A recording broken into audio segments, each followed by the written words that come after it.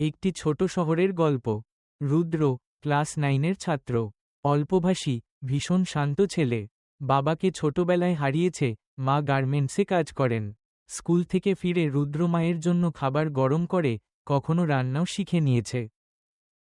সে খুব ভালো আঁকে, পেন্সিল দিয়ে মানুষের মুখ এঁকে ফেলতে পারে নিখুঁতভাবে।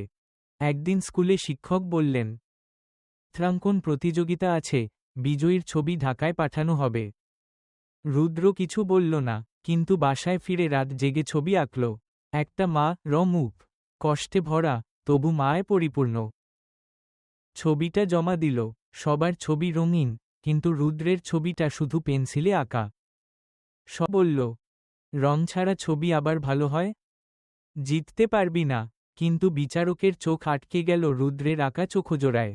মায়ের চোখ ক্লান্ত, কিন্তু ভালোবাসায় ভরা। পরের সপ্তাহে ফলাফল এলো, রুদ্র প্রথম হয়েছে। মা অফিস থেকে ফিরে শুনলেন খবরটা। কিছু বললেন না, শুধু রুদ্রকে জড়িয়ে ধরলেন। রুদ্রও কিছু বলেনি, শুধু চুপচাপ বলল, মা, এই চোখগুলো তোমার জন্য এঁকেছি।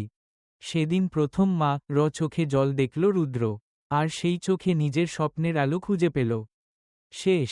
একটা ছেলের নিঃশব্দ ভালোবাসার গল্প, তার চোখ দিয়ে মায়ের জন্য আঁকা ভালোবাসা।